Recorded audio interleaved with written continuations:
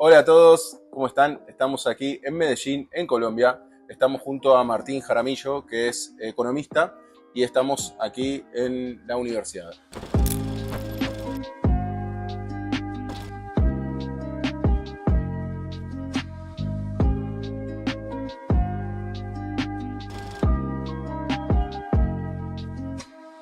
Así que bueno, en principio te quería agradecer, Martín, desde ya, muchas gracias. Muchas gracias, Guido, muchas gracias por la invitación. Y estamos acá en la universidad, que iba a decir el nombre, pero como La son Universidad de siglas, AFIT, la FIT. Universidad de Empresarios, fundada en 1964, si mal no recuerdo, por empresarios tratando de encontrar un espacio para formar a su élite intelectual, empresarial, me atrevería yo a decir política, cívica, que un par de o varias décadas después creo yo ha sido exitosa. Y bueno, tengo yo el privilegio de trabajar acá en este momento. Entonces, un gusto recibirte aquí en nuestra universidad. Muchas gracias a ti. Bueno, en realidad nosotros aquí en el canal lo que hacemos es repasar un poco en líneas generales lo que se piensa de la economía de cada país que vamos yendo. Nosotros en este caso en Colombia ya hicimos una entrevista allá en Bogotá. Ahora estoy aquí en Medellín, que dicho sea de paso, una hermosa ciudad, no No sé si conocía. Así que me interesa tu punto de vista de cómo está yendo la economía colombiana, muy en líneas generales, o para quien no sabe y desconoce, digamos, de la economía colombiana. Bueno, yo parto de la parte optimista, que a veces es difícil verla cuando uno está en el día a día, pero al final es la imagen, ¿cierto? Si uno va y mira una foto de los últimos 50 años, que es un público internacional, lo que le interesa más allá del día a día, yo diría que Colombia es una economía exitosa, ¿cierto? Y ya vamos a ver eso qué implica, pero Colombia es el país que en los últimos 100 años es el que menos recesiones ha tenido en América Latina. Es de los países, si uno toma el interés compuesto, de los que más, mediocremente seguramente, como todo en América Latina, de los que más ha crecido. Es una economía que ha logrado reducir a la mitad la tasa de pobreza en los últimos 25 años. De la mitad que no ha salido de la pobreza, pues ha tenido acceso a bienes inimaginables, gracias al comercio, a la empresa privada seguramente, a cosas que antes no tenía, ¿cierto? Acceso a bienes, digamos que materiales, acceso a alimentos importados que antes no tenía. Eh, y es una economía que ha logrado, eh, digamos que hacer un balance, ¿no? Y eso es como la forma en la que nos hemos desarrollado, creo que muy parecido a América Latina. Y es que ha logrado, si tú miras las grandes empresas, ¿cierto? ¿Cómo compiten en el mundo? Estamos hablando de las megaciudades, Medellín, que está emergiendo como una de ellas, pero sobre todo Bogotá. Uno está, y de nuevo, quiero matizarlo como país, pero no a nivel ciudad. Compara Bogotá con Ciudad de México, con Miami, no va a decir Los Ángeles, pero listo, pierde, pero hay con qué competir. O sea, la cantidad de empresas que están exportando. No sé, Grupo Argos, que es entre otras una de las empresas que ha edificado literalmente, construido los edificios de estas universidades. Es el tercer lugar más grande en cemento en Estados Unidos, no en Colombia, en Estados Unidos. Y bueno, muchos casos, entonces, es una economía que ha sido estable, ha crecido bien a comparación del mundo, ha reducido la pobreza y la gente que todavía sigue en la pobreza, pues, tiene mejores herramientas para conllevarla. Por un lado, entonces listo, la parte pobre pues mejora lentamente, menos de lo que uno quisiera, y cuando llegamos a la parte crítica ya hay mucho que decir. Y la parte élite, llamémosle, la parte que compite en el mundo, de verdad está siendo un gran jugador. Rappi, con todas las críticas que eso pueda tener, es el jugador número uno en unicornio de América Latina de delivery. O sea, no ha habido alguien en Silicon Valley, en número de usuarios, en plata levantada, haciendo más cosas que Colombia, una cosa que empezó en Bogotá, repartiendo donas en un par de cuadras al lado donde yo trabajaba. Entonces, esa parte, la parte de élite, es una parte que está compitiendo en el mundo. Nubank, que es brasilero, pero el fundador es colombiano. Es un jugador que le ganó a la banca más grande en Colombia, al hombre más rico de Colombia, en patrimonio, con un par de años bueno, una década o algo así de trabajo, mientras el otro es un emporio de 5 décadas. Y bueno, es un jugador mundial. Entonces, yo empezaría con un sesgo, si se quiere, por la parte optimista, y es, somos muy críticos, pues los que nos dedicamos a influir en esta economía, pues tenemos muchas críticas a las que espero llegar, pero yo siento que hay un panorama que no podemos perder. Y no lo podemos perder, lo hablamos un poco off cámaras, eh, porque destruir es muy fácil, ¿cierto? Y uno dice, esto está funcionando mal, destruyamos todo y volvamos a edificar, es un sentimiento, diría yo, humano, evolutivo, en que uno dice, yo tengo mejores ideas, acabemos con todo. Ahí es donde uno tiene que empezar por lo correcto. Y lo correcto es Colombia ha evolucionado y no ha sido fácil, el progreso en los países es muy difícil y en Colombia tenemos una historia parcial de éxito que esperamos mejorar con este mundo, si es que creemos pues que este mundo es un cambio, que la sociedad no aguanta más, que bueno, seguramente, pero primero lo primero. Hay unas columnas vertebrales de lo que es la economía colombiana, eso no se nos puede olvidar. Y en cuanto a, y ahora, a ver, antes de meternos en las críticas, te quería consultar, ¿cómo viene dando el crecimiento? Quedó claro que relativamente vienen bien, digamos, más en la zona en la que están, o en Latinoamérica están bien. ¿Qué pasa con respecto a la inflación y qué pasa con respecto al desempleo, por ejemplo? Te voy a responder las dos con una historia que es muy mía, es mi visión sobre la economía colombiana, sobre la sociedad colombiana, sobre cómo nos ponemos de acuerdo, sobre la democracia colombiana. Lo hablábamos con una palabra que aquí es súper prevalente, que es la tecnocracia, que hoy en día está en candidatos, varios, pues, candidatos a la presidencia. La tecnocracia, entendida para los oyentes que de pronto esto se llama distinto en diferentes países, como los que son expertos en manejar el Estado, o los intelectuales que manejan los pormenores y la operatividad del Estado. La tecnocracia ha tenido un poder muy grande, pero muy acotado en Colombia. Esas son dos palabras diferentes, ¿cierto? Los partidos políticos pueden tener el poder grande o pequeño, dependiendo de cómo les van las elecciones. Los tecnócratas, salvo este gobierno Petro, que yo creo que es un cambio grande, pero los tecnócratas han tenido una cuota de poder a lo largo del tiempo. Hay un libro por ahí que se llama Technocracy and Policy Making in Latin America, no sé qué, carísimo, como $100 en Amazon. No es como la gran genialidad, pero sí tiene una muy buena teoría. Y es que se han hecho pactos alrededor, en el caso colombiano, alrededor de cómo se maneja la economía. Y ahí te voy a responder lo de la inflación y lo del desempleo, que ambas, una historia de éxito y una historia de fracaso rotundo, se explican, creo yo, por la misma teoría. Colombia, algo que está como en la mente de todos los colombianos, la Constitución del 91. En Colombia se cambió la Constitución del 91. Es una constitución que la gente, sobre todo los conservadores o la derecha dura, la llama socialista, ¿cierto? La llama, ¿cierto? Son críticos fuertes. La extrema izquierda la criticaría en términos filosóficos, pero como hizo parte de su construcción, digamos, no tiene tantas críticas, pero es una constitución ampliamente aceptada en Colombia. Y esa constitución hizo dos cosas que en Colombia van de la mano, pero que en el mundo no. Hizo dos cosas. La primera es que en una explosión en el gasto público. Esa gráfica es muy bonita de salud. Yo de pronto te la paso si la puedes poner, o por lo menos el link, sí, o alguna sí. Cosa. El gasto en salud se mantiene plano, pum, Constitución del 91. Se levanta de manera brutal el gasto público colombiano, el déficit colombiano. Y el gasto público, por ejemplo, en salud. La Constitución, ¿qué dijo? Hay unos derechos que tienen que cumplir. Punto. Derecho a la salud. Bueno, malo, regular, por eso seguramente la derecha lo critica.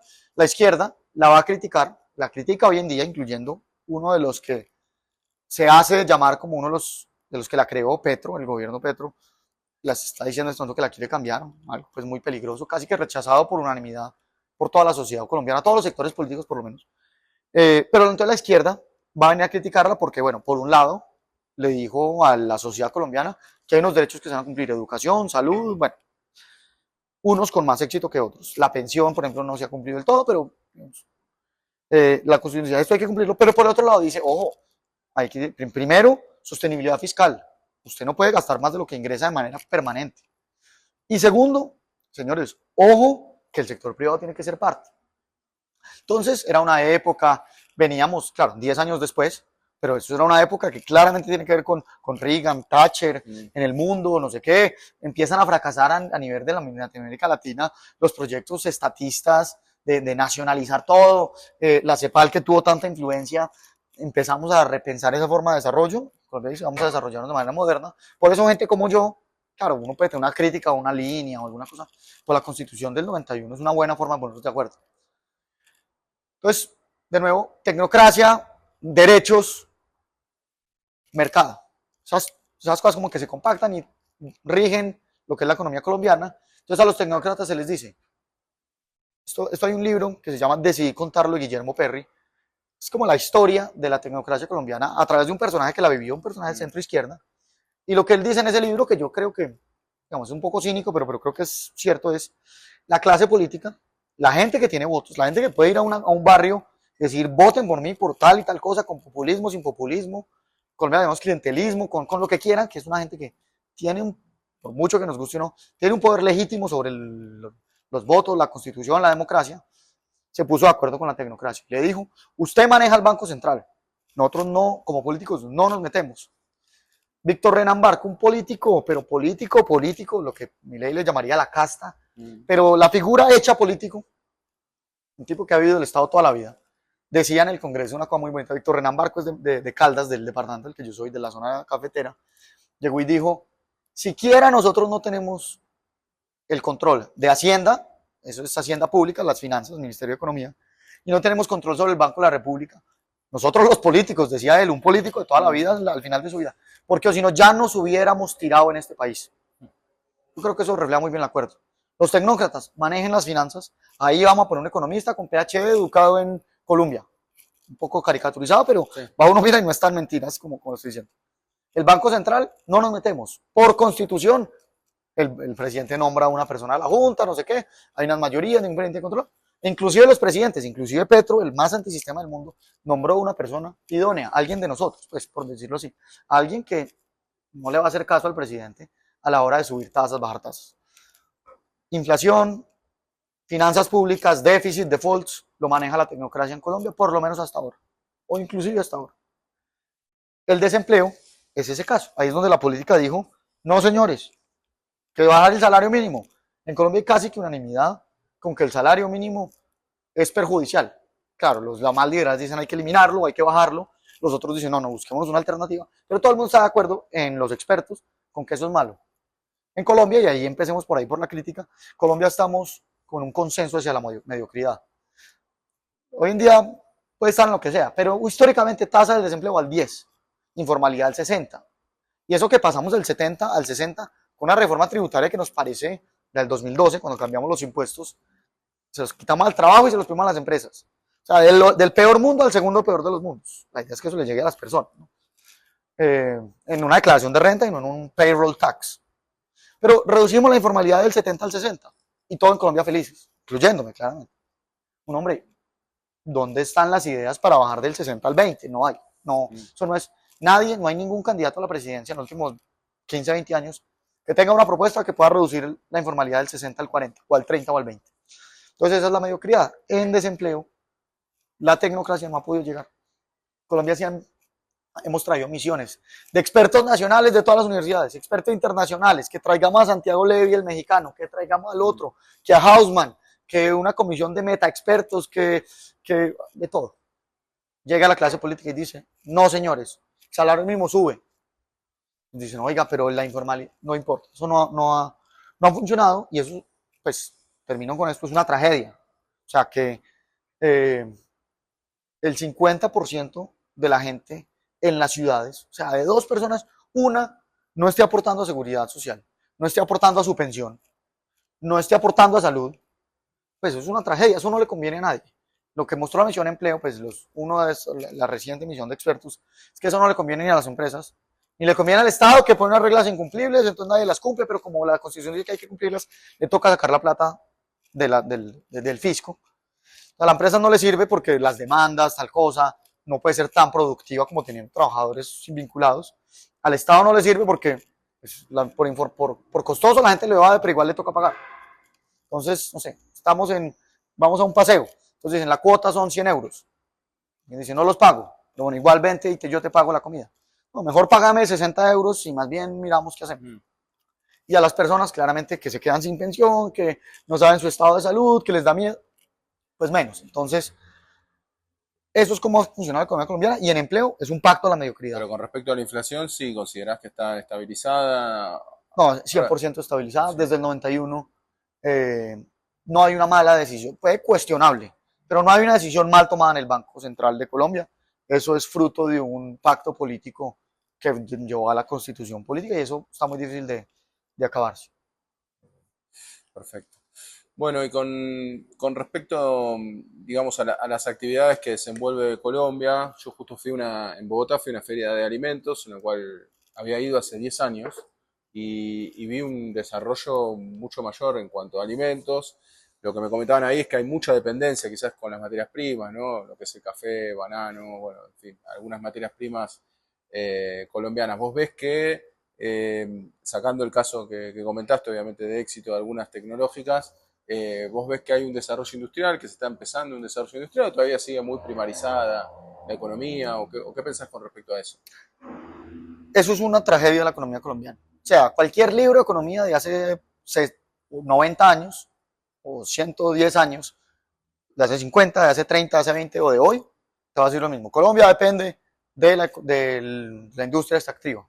Hoy en día, el 70% de la exportación es petróleo, carbón o productos refinados. Colombia, un pacto político durísimo. Ahorita de pronto podemos hablar de eso. Reficar un megaproyecto para poder coger la gasolina, refinarla, exportarla con mayor valor. Casi no nos ponemos de acuerdo. Cualquier cantidad de tragedias pasaron para personas, para empresas, para el Estado, para todo el mundo.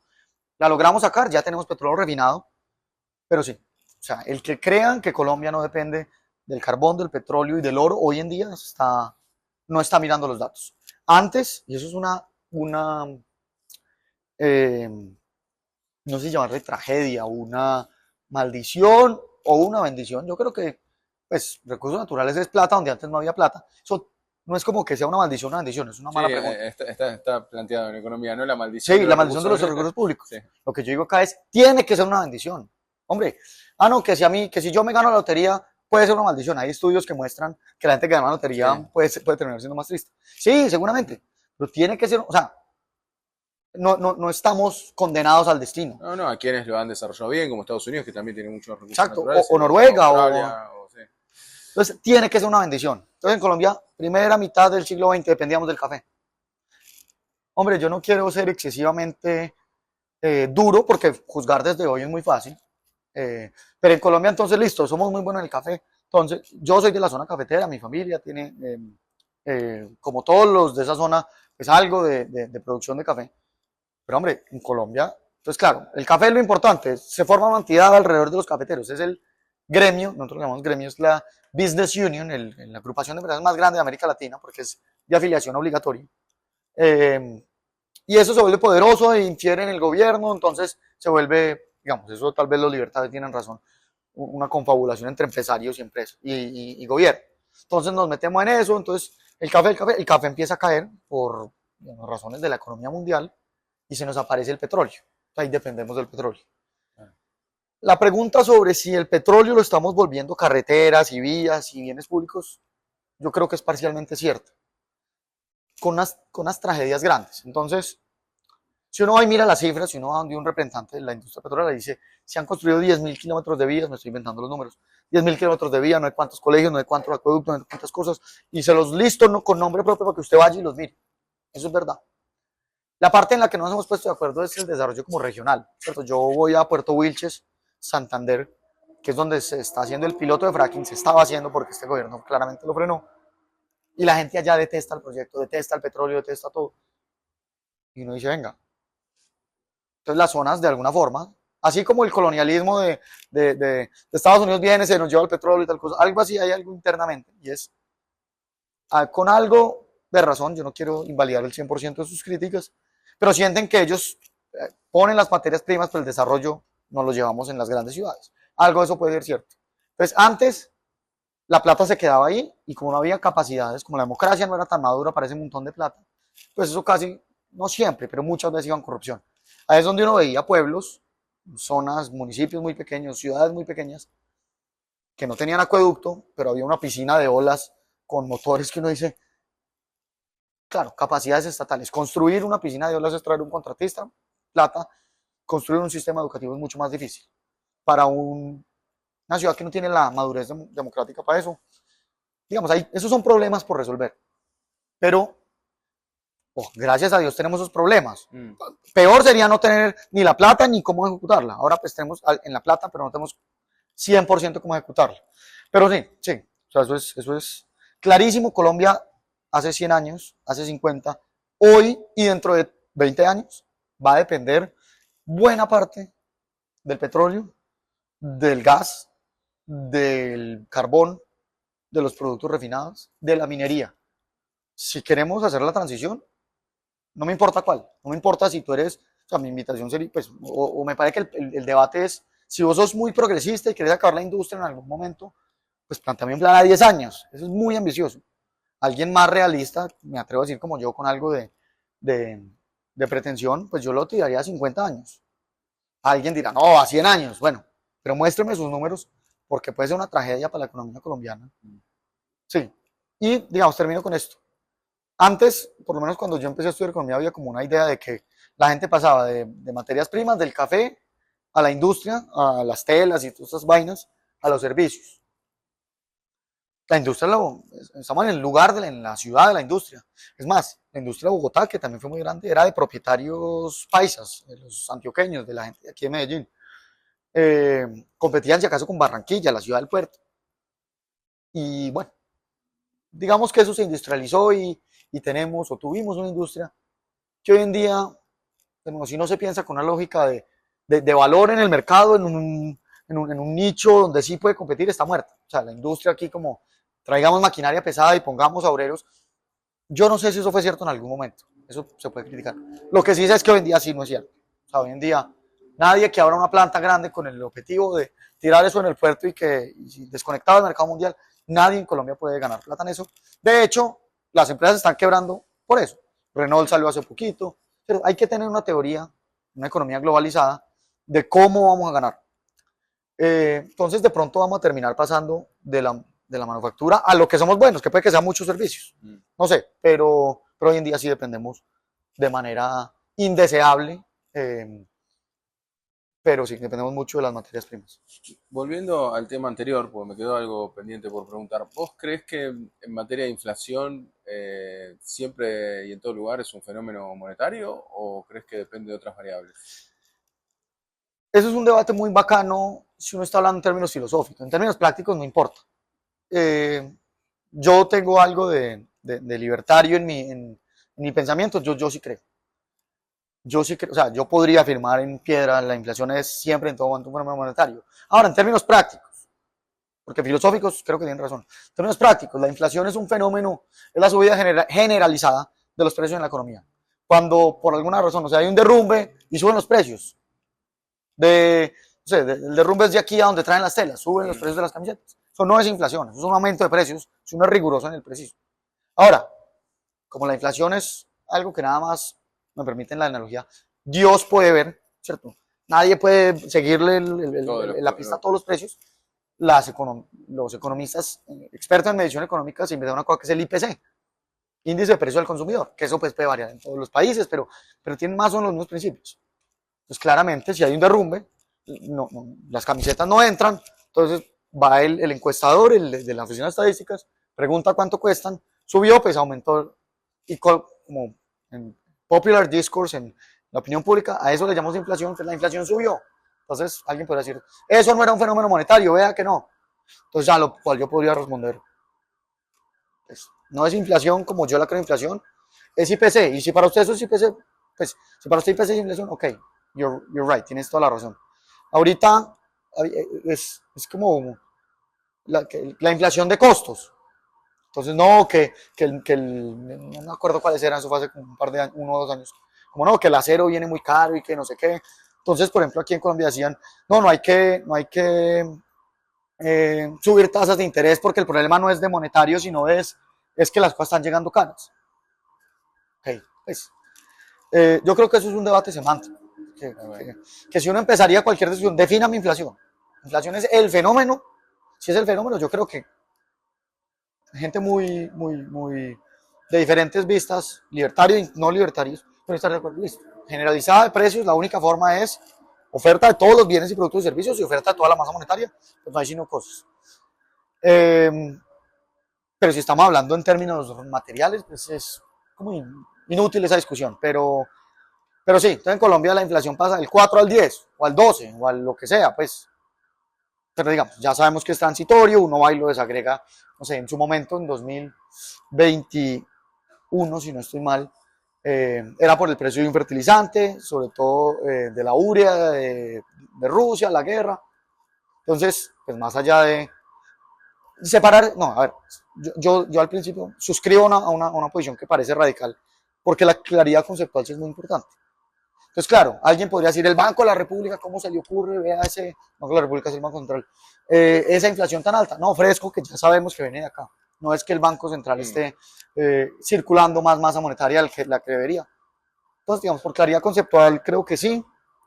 En Colombia, reitero, por lo menos por los próximos años, sigo por los próximos años, porque salvo que el gobierno intervenga con los militares, la Junta del Banco de la República o algo así violento, que no creo que vaya a pasar, pues ya nombró uno de los dos que podía nombrar y la que nombró la nombró bien. Entonces, digamos, si, por ejemplo, para préstamos directos del Banco Central, el gobierno necesita unanimidad, o sea, tiene que comenzar a otros 7. Entonces, no, en Colombia la parte de la inflación está controlada, muchos de los sistemas económicos de los que dependemos de la clase política, muchos de ellos son un desastre. El sistema de salud es el ejemplo notorio de éxito. Las pensiones es un desastre, los impuestos es un desastre, una mediocridad muy Y, de América Latina. y lo que veíamos allá en Bogotá es el tema de la concentración. ¿Vos ves la concentración económica como un problema o no? O, A ver, creo que sí es un problema. En general es un problema. En Colombia los mercados están supremamente concentrados. Eh, es una buena pregunta, ¿cierto? ¿Sí o no? De nuevo, en términos prácticos, sí.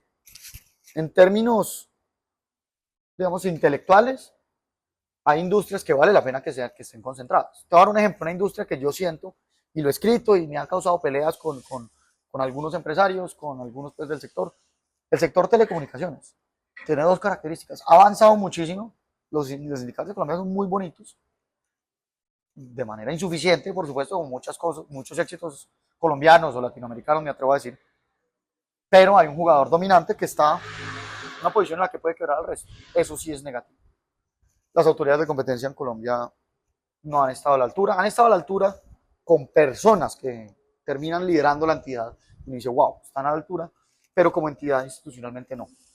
Pero en general, yo sí creo que está más allá de cualquier duda de que Colombia está supremamente concentrado, supremamente. Y eso es un problema para todos. Una empresa pequeña dice, yo tengo problemas de acceso a financiación.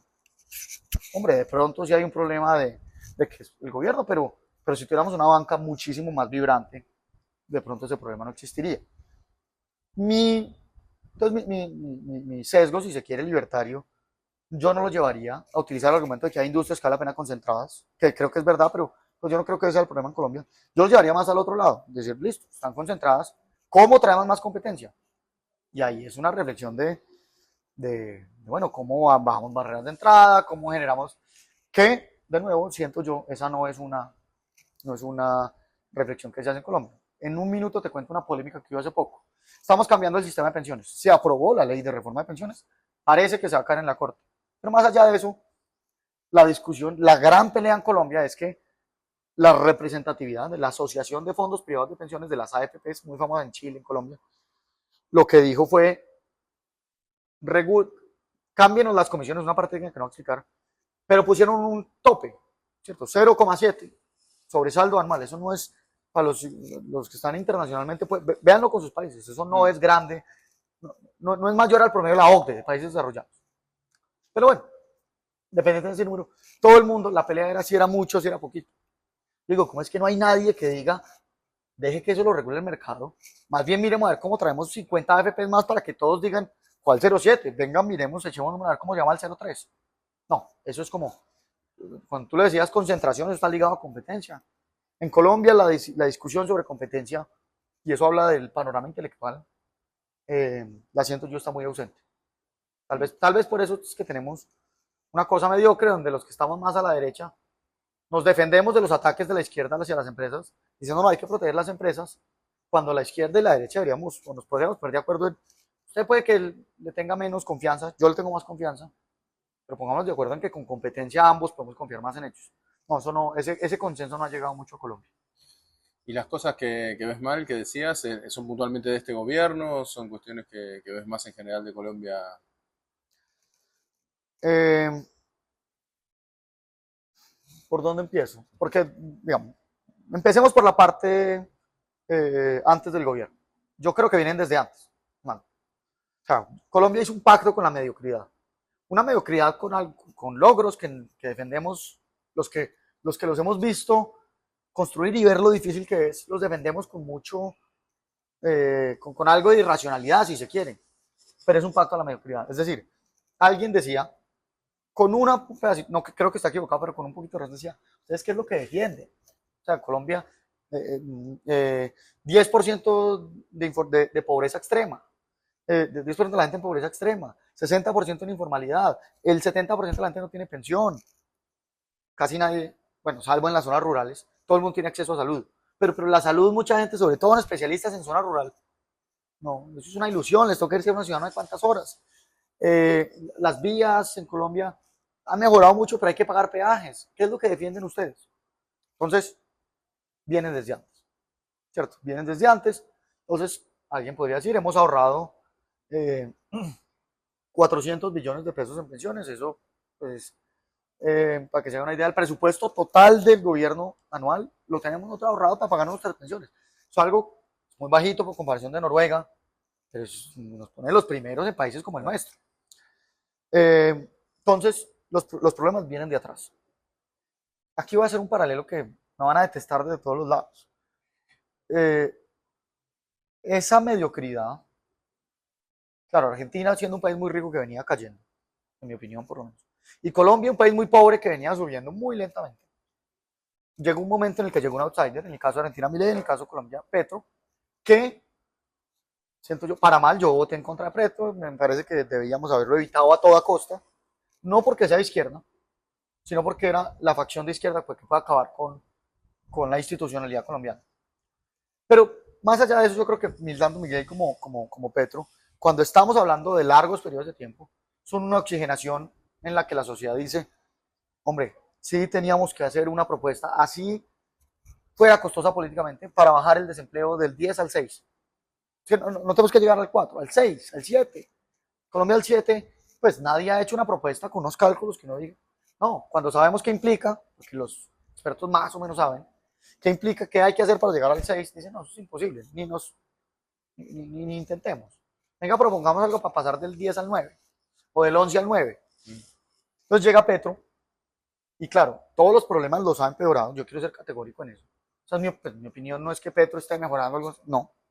Petro, así, no quiero sonar radical, pero así como una pandemia en una sociedad, claro, es una tragedia en el corto plazo, como sistema, hablando del sistema inmune, nos vuelve más fuertes, ¿cierto? Ahora somos inmunes al coronavirus, pues yo creo que ese rompimiento de los moldes, que era un pacto, pues yo reitero, era un pacto por la mediocridad, ese rompimiento de los moldes que está haciendo Petro, nos tiene que servir a Colombia para decir, vea, sí se puede pasar una reforma pensional, ¿cierto? Sí podemos cambiar las cosas.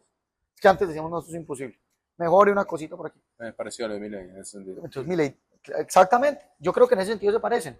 Milei dice, no se puede recortar, vean, 10 ministerios se van. Sí se podía, no, que eso genera unos, sí. En el corto plazo, uno al principio es como, es una bolita de cristal, no la rayemos, no. Pero a veces nos damos cuenta que la bola de cristal hay que pasarla al otro lado.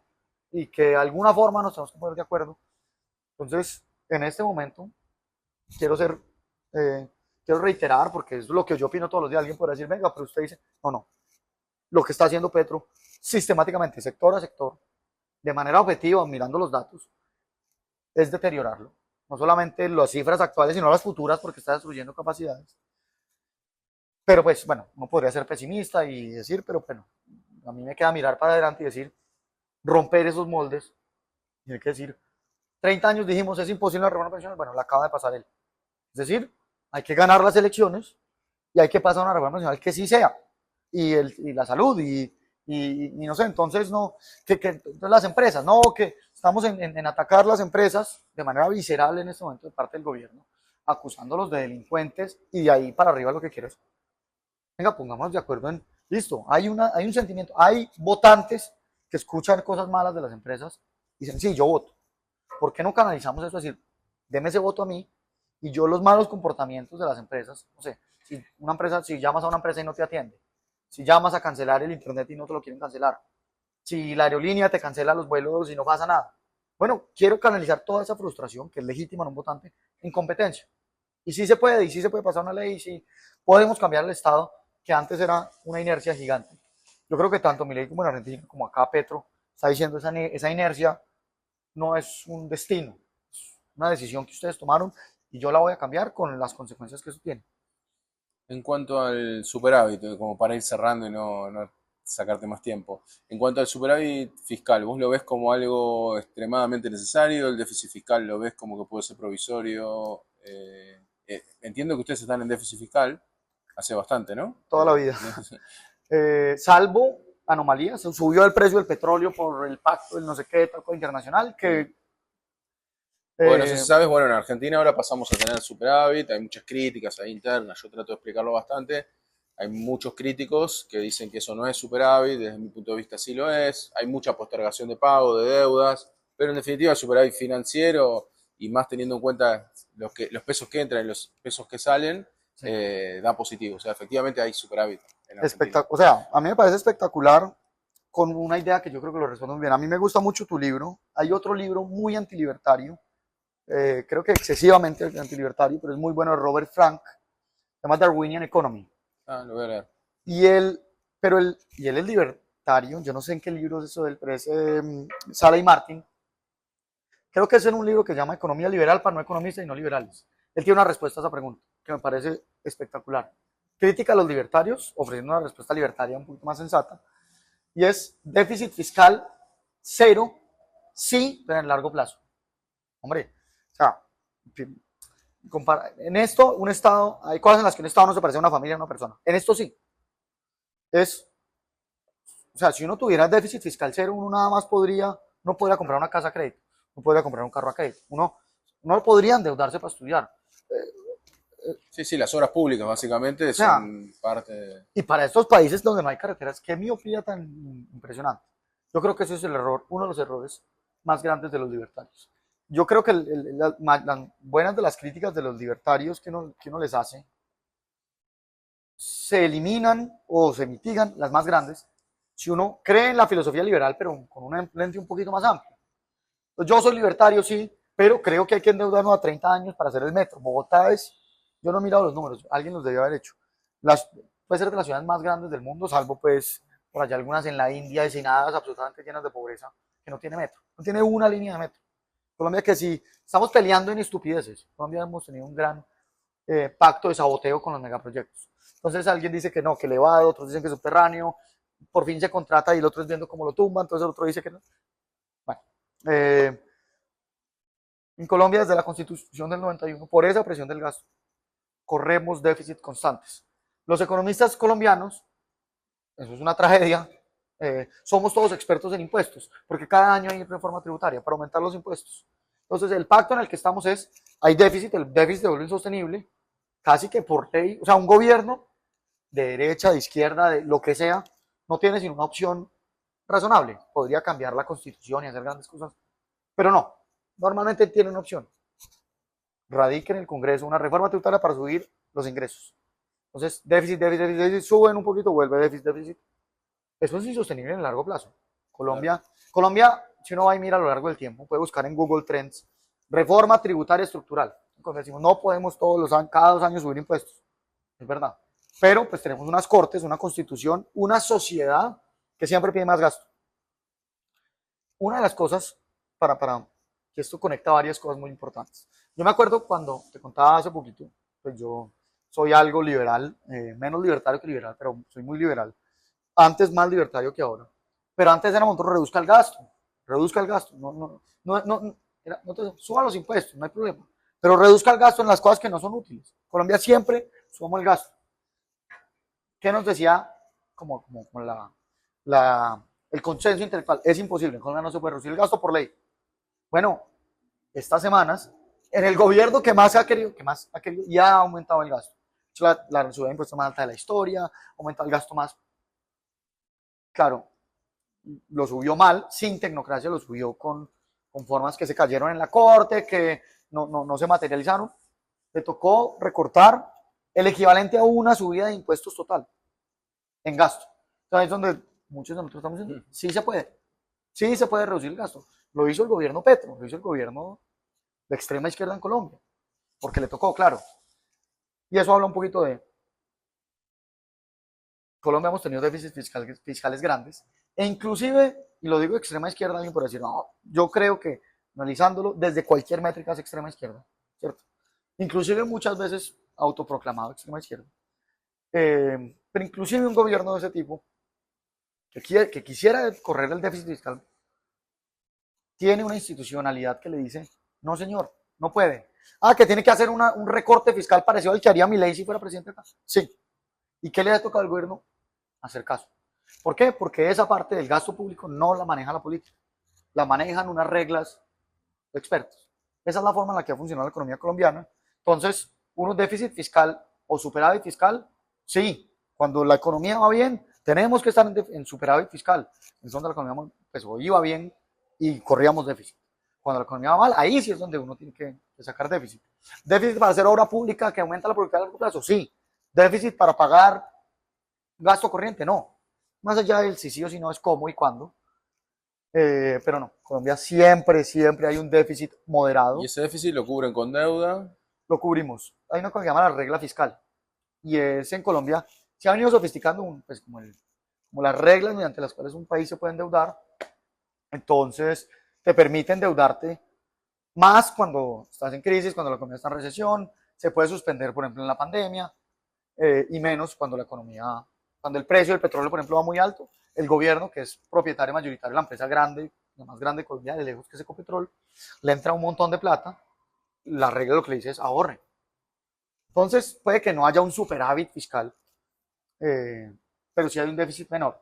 Y en un país que tiene la economía creciendo, pues se aumenta el cupo de endeudamiento. Entonces, digamos que eso, en estos países con tanta necesidad de infraestructura, de aeropuertos, de puertos, pues a lo mejor lo óptimo pues sería una estupidez nosotros no usar la tarjeta de crédito para inversiones rentables, pero por la constitución del 91, creo yo, por la forma en la que dijimos en Colombia se gasta más por default, no importa, o sea, si mi ley, eso sería un ejercicio conceptual bueno para una academia.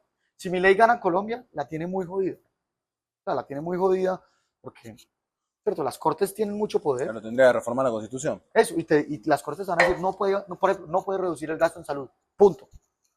Mi ley podría decir, no, yo lo mantengo estable, pero con la inflación lo licúo. La corte no es boba, la corte le dice, no señor, no puedes, tienes que ajustarlo a la inflación. Entonces, le quedaría muy difícil. Colombia, eso es una inercia que yo no sé cuánto vaya a durar, porque en algún momento, pues tuvimos a Petro, y parece que las instituciones van a resistir a Petro, pero yo no sé cuántos outsiders aguantan. Y de pronto con algo de razón. La democracia al final del día necesita oxígeno para decir, bueno, el Estado está demasiado grande, achiquitémoslo un poco, después ganan otros las elecciones y dicen, agrandémoslo, pero a seguridad, de pronto ganan otros y dicen, agrandémoslo. Colombia es muy poco flexible en términos institucionales para reflejar esas Y en términos de cosas. seguridad, sí, viste, ¿ves una mejora a lo largo de estos años? ¿O no? Por lo menos la percepción que se da de afuera es un poco mejor en cuanto a la seguridad colombiana. Colombia estuvo, lo dicen los empresarios de esta zona que fueron de manera un poco, voy a decir, esto es una afirmación osada, pero los que le apostaron a Colombia, en los 90 Colombia estaba muy cerca de ser un estado fallido. Pues cualquier persona con cualquier asomo de tener algo de dinero tenía un familiar secuestrado. Claro. O sea, no, Colombia era un estado fallido. Eh, Voy a dejar para los comentarios o para los seguidores, porque es polémico, que digan por qué fue, si fue el gobierno, si fue... Yo creo que fue un pacto de varios, pero en Colombia aumentamos, se profesionalizaron las Fuerzas Armadas muy de la mano, para bien o para mal de Estados Unidos. Se logró tener control sobre el territorio parcial, hay unas zonas que no, ¿cierto? Las zonas que no están claramente delimitadas por el Departamento de Estado de Estados Unidos y por cualquier persona razonable, por cualquier persona que vende un tiquete en un terminal de bus y dice allá se puede ir allá. Y eso estoy hablando de inicio de siglo. Y pues ha venido profesionalizando el ejército de manera muy fuerte hasta ahora. Cosas como delincuencia común en las grandes ciudades, sobre todo Bogotá, pues como de robos de celulares y eso, yo creo que no somos ni mejores ni peores al DF, no sé si Buenos Aires, pero a las grandes metrópolis del mundo, de América Latina y diría yo, de pronto del mundo. Pero no, en seguridad ha cambiado mucho. De nuevo, en Colombia, si tú preguntas hoy, si tú abres el periódico hoy, dice la seguridad está muy deteriorada, pero no es no Con la es la perspectiva décima histórica, parte claro. de lo que era. O sea, una idea. Pues uno vive en una burbuja, lo que quieras, pero yo no tengo a nadie cercano, ni de segundo grado, ni el primo de un amigo, ni nadie, que en este momento, de manera directa, esté, digamos que, eh, afectado por la violencia, por el aumento en violencia creciente. Claro, si uno va y busca como ya el panorama, claro, en el Darién, en la selva que cruza para el norte, para eventualmente estar a Estados Unidos, eso está controlado por los grupos armados que traen gente, pues, que traen gente a través de todo Centroamérica y todo. Hay un reportaje en New York Times muy bueno en eso, que suben a través de la selva para caminar a Estados Unidos. Esa zona está controlada por los grupos armados.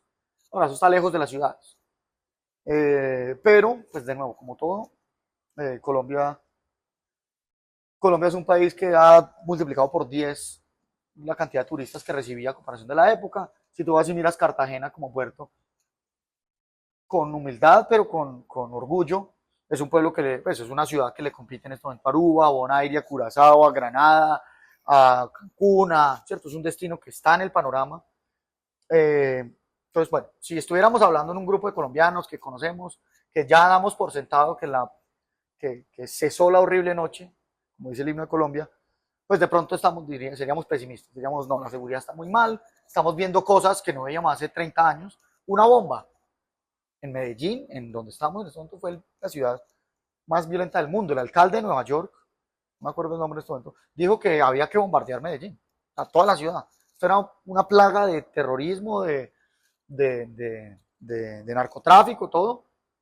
No la ciudad era la víctima del terrorismo y terminó siendo me atrevo a decirlo, tómenlo con tasa de descuento, yo le tengo mucho orgullo a esta ciudad y a esta región, pero me atrevo a decir, que no, tómenlo con tasa de descuento, pero lo creo en el profundo de mi corazón y pues, de haber analizado, el caso de éxito en gestión pública a nivel de Latinoamérica, como ciudad, el metro, las asociaciones público-privadas, donde estamos, la universidad, entonces es un milagro.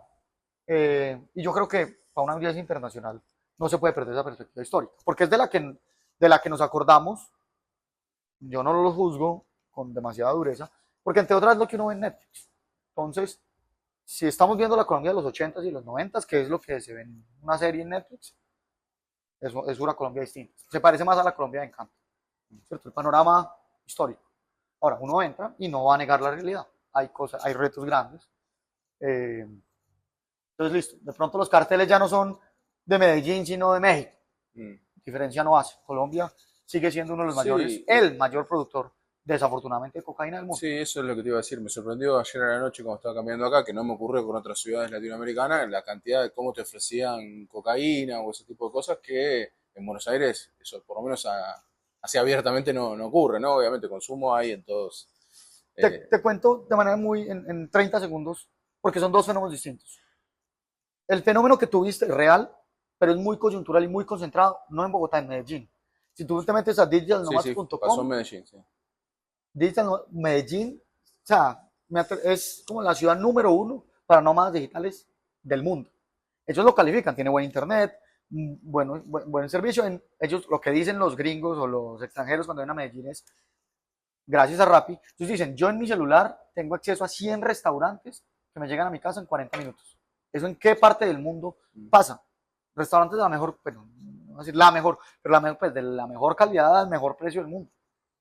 Eso es un fenómeno en este momento coyuntural, no sé si va a durar muchos años o pocos, pero se ha preguntado por qué viene. No sé, Medellín ha estado en el panorama mundial por el reggaetón, por la música, por muchas cosas, digamos, en el tema energético han tenido unos avances en temas de ingeniería muy grandes, en temas de software, bueno, hay cosas que han hecho que Medellín esté en la escena del mundo y eso ha traído un fenómeno de extranjerización de Medellín que se ha combinado con turismo sexual y con le llamaré morbo alrededor de Pablo Escobar, que eso es algo que estamos nosotros en Colombia debatiéndonos en cómo hacemos para canalizar esa manera productiva y no de manera negativa como es hoy en día. Eso es un fenómeno, digamos, pequeño, que yo creo es coyuntural y lo solucionaremos. El tema que es una pregunta grande es cómo vamos a solucionar el tema de la cocaína, la producción de coca. Eso es un problema, no lo digo con orgullo, tampoco con vergüenza, ¿sabes? Lo digo como reconocimiento que es un gran problema que tenemos. Pero somos los productores mundiales número uno de cocaína en el mundo. En los mayores esfuerzos, voy a trivializarlo, plomo, bombas, glifosato, que es lo que mata la planta, todo.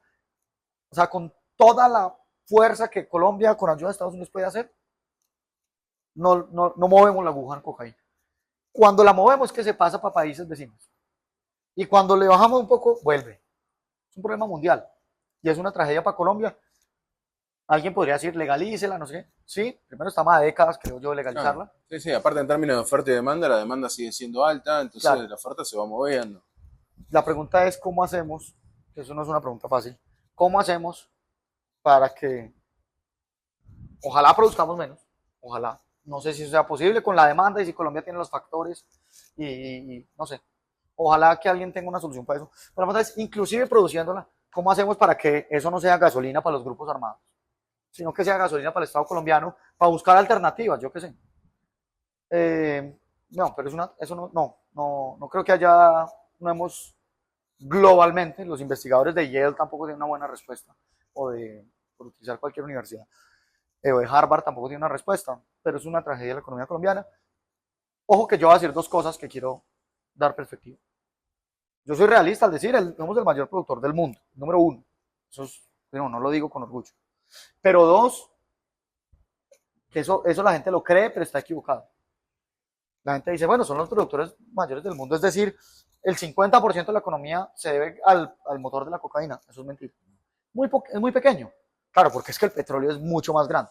Así seamos los 27avos en petróleo, el petróleo es más grande que la cocaína.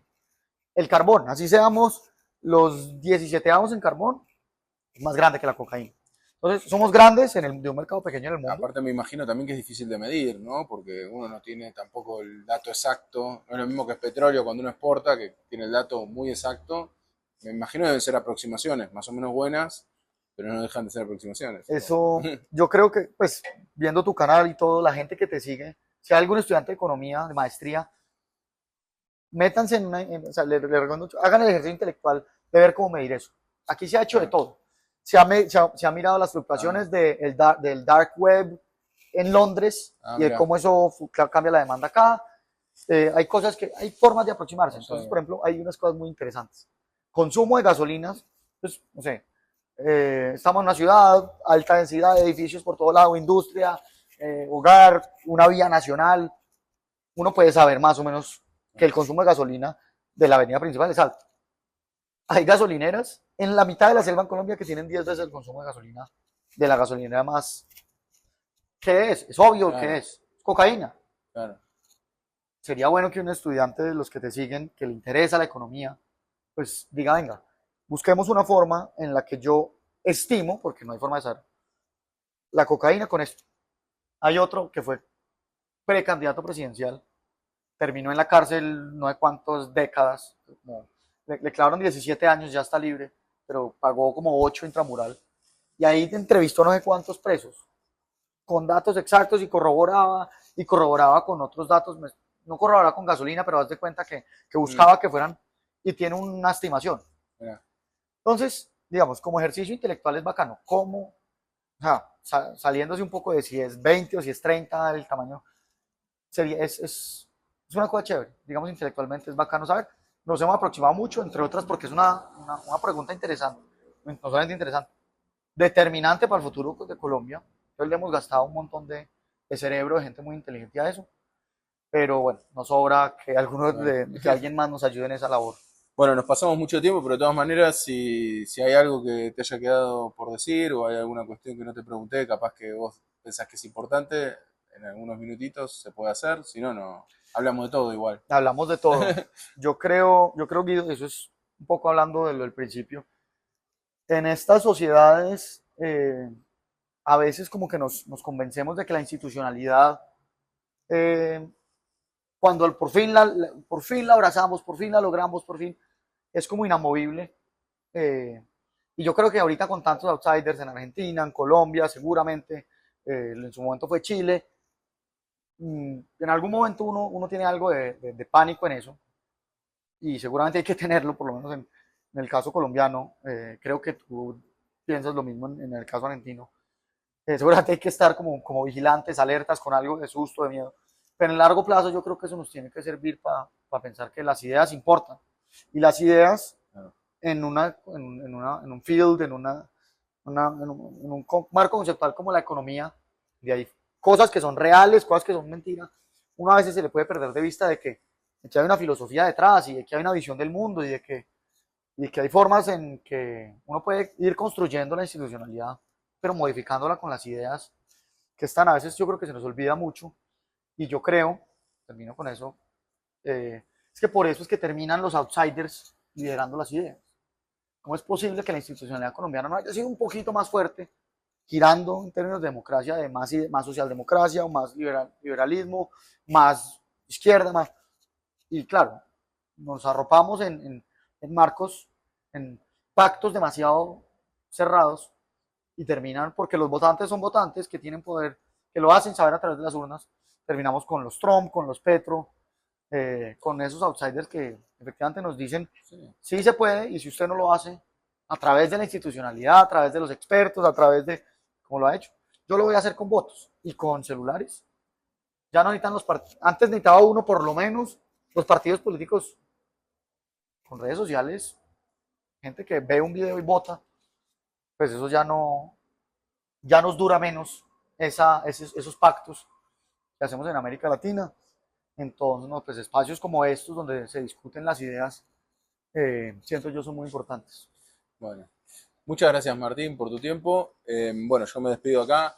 Espero que les haya gustado el contenido del video. Desde ya pueden comentar todo lo que les gusta, debatir siempre con respeto, por favor.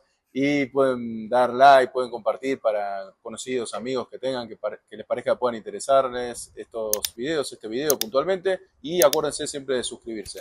Muchas gracias y nos vemos en la próxima.